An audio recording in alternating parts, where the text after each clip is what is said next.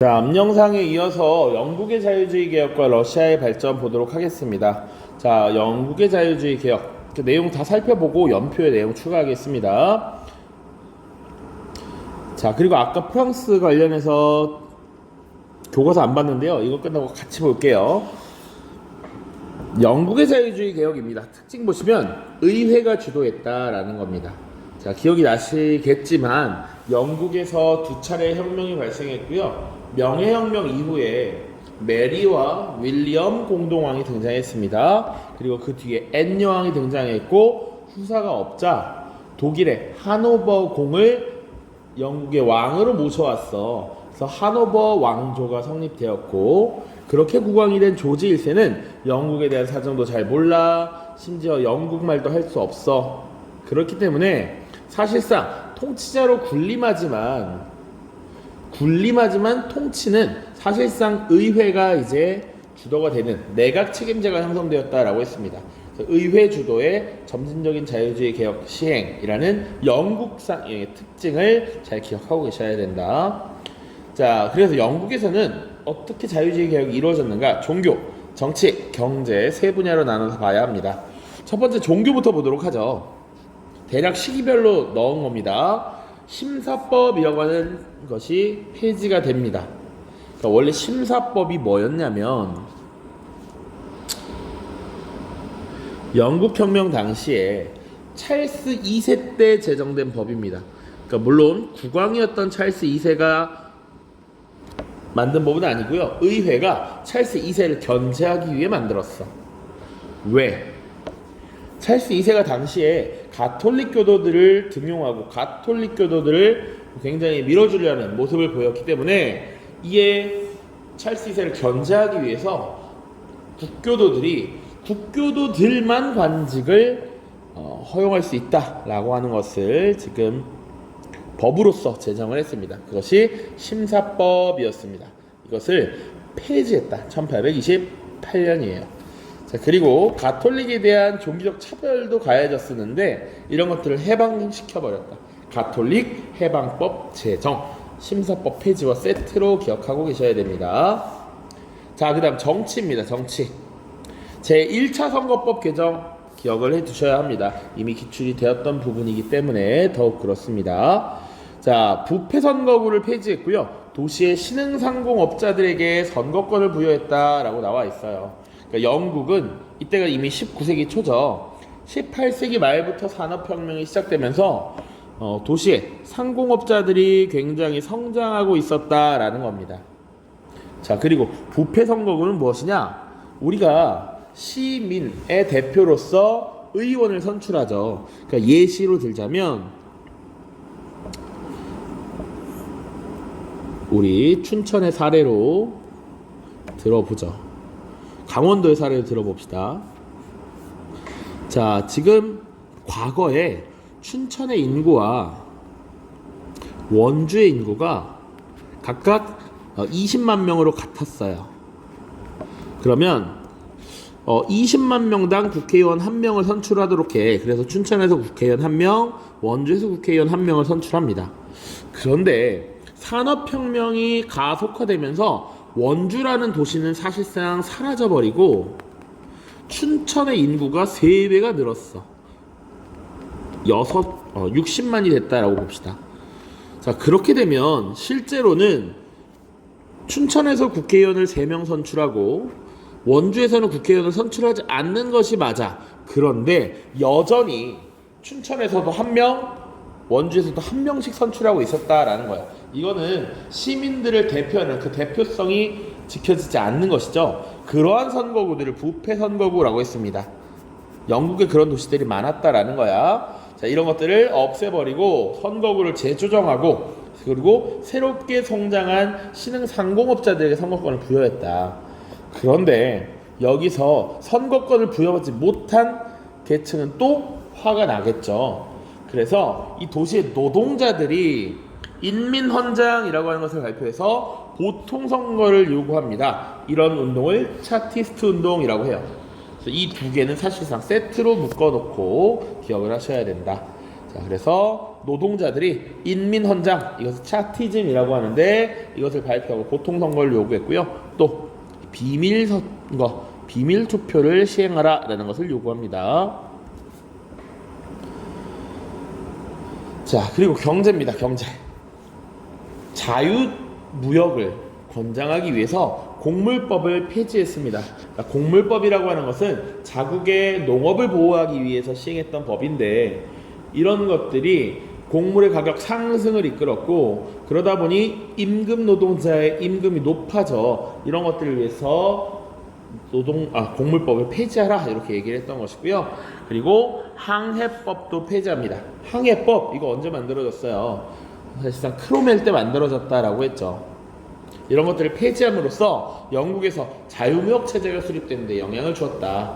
우리 연도가 다 들어있는데 속상한데요. 우리 기출문제에서도 그냥 가나 사이 시기에 있었던 일로 옳은 것은 이라고 했을 때 심사법이 폐지되었다, 항해법이 폐지되었다, 이런 식으로 나와서 어쩔 수 없이 연도를 좀 넣어놨습니다. 자, 그리고 산업혁명이 가속화되면서 열악한 노동 조건에 놓여 있는 사람들이 등장했습니다. 그들을 구제하기 위한 개선 노력이 있었죠. 노동조합법, 공장법, 보통교육법, 이런 것들이 제정이 되었다. 자, 이어서 러시아의 발전 보도록 하겠습니다. 자, 러시아의 19세기 초 상황은 어떠했는가를 봐야 돼요. 그러니까 러시아의 황제를 짜르라고 불렀습니다. 짜르의 전제 정치는 여전히 있었고요. 그리고 전근대적인 제도인 농노제가 유지되어 가고 있었고, 서유럽에서는 이미 빠르게 산업혁명이 진행되고 있는데 이 러시아에서는 산업혁명이 굉장히 지연되고 있었다라고 하는 것까지 알 수가 있습니다. 자, 그 이후에 등장했던 황제 짜르들이 있어요. 자, 니콜라이 1세 전에 사실은 알렉산드르 1세가 있습니다. 선생님이 설명을 이미 했는데, 알렉산드르 1세가 죽고 니콜라이 1세로 황제의 자리가 넘어가는 시기에 발생했던 반란이 바로 데카브리스트의 봉기라고 했습니다. 그러니까 이 알렉산드르 1세도 그렇고 니콜라이 1세도 강력한 전제군주권을 행사하기 위한 짜르였다는 거야. 그래서 이런 강력한 전제군주를 반대한다 라고 해서 1825년 12월에 청년 장교들이 입헌군주제 수립을 요구했다라는 것이죠. 이게 가장 중요한 내용들이었습니다. 이것이 결국 새롭게 황제 즉위한 니콜라이 1세에서 강력하게 탄압되었고, 이후에 점점 더 강력하게 보수적인 정치가 강화되었습니다. 자, 그리고 이 니콜라이 1세는 흑해 방면으로 남하 정책을 추진합니다. 이 북방의 추운 지역을 벗어나기 위한 노력들이었다라고 보시면 되고요. 그래서 오스만 제국과 크림 전쟁을 벌였습니다만, 러시아의 성장을 바라지 않았던 영국, 프랑스, 프로이센 등이 오스만 제국을 지원함으로써 결국 패배하게 되었죠.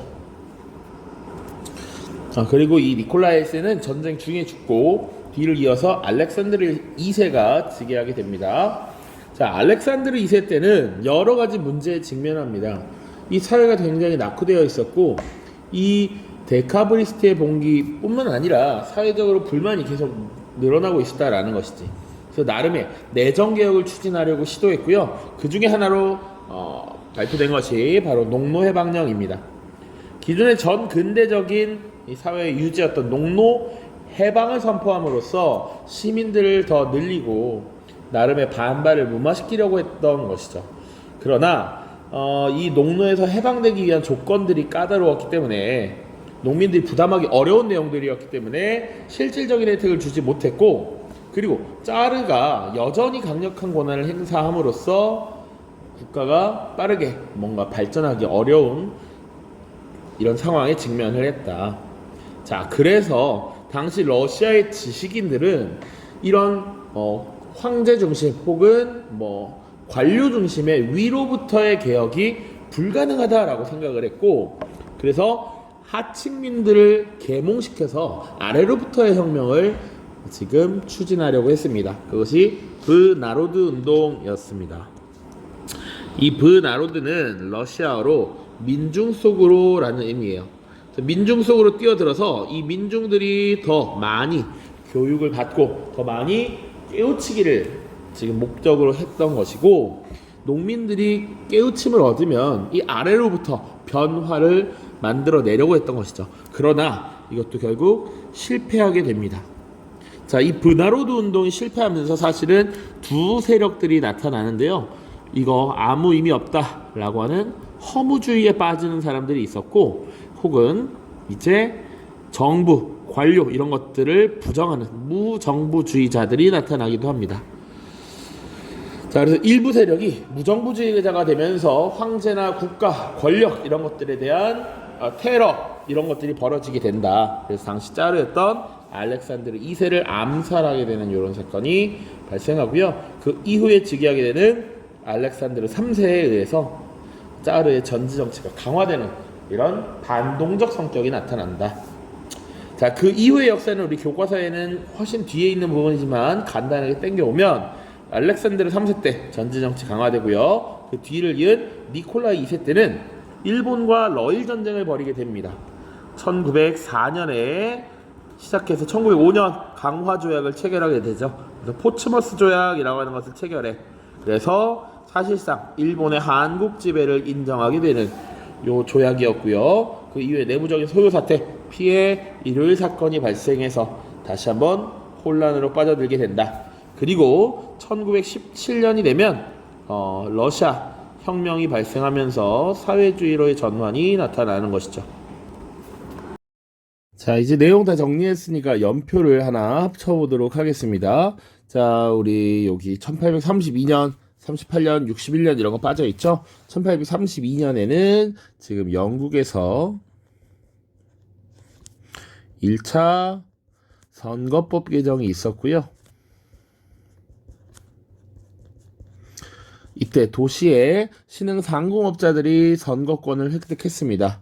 자, 이것에 대해서 우리에게도 선거권을 달라라고 일어났던 것이 당시 노동자들이었어요. 그것을 우리 차티스트 운동이라고 한다. 자, 그리고 1848년 프랑스에서 2월 혁명이 발생했고, 이에 영향을 받았던 오스트리아에서 메테르니히가 실각했다. 이것도 같이 기억을 해주시고요. 52년 제2제정의 수립, 그리고 61년엔 러시아에서 농노해방령이 선포되죠. 자, 자영농을 육성하려는 일종의 개혁 조치였다. 자, 당시 러시아의 황제 알렉산드르 2세가 주도하였다. 물론 그 외에도 사실 여러 가지 조치들이 취해집니다. 지방의회를 창설하려는 노력, 세금 제도의 개혁 등등등이 있지만, 사실상 이 황제가 자신의 권한을 내려놓지 않은 상태에서 이루어진 개혁이라 성과를 거두지 못했다. 자, 그리고 조금 빠져 있는데 이렇게 굳이 하나 이렇게 추가하자면 1853년부터 56년까지 이렇게 붙이는 게 낫겠네요. 자, 여기 러시아가 남하 정책을 추진하기 위해서 크림 전쟁이라고 하는 것을 벌였죠. 크림 전쟁 1853년부터 56년까지의 일이었습니다. 자, 요 정도 보시면 되겠네요. 자,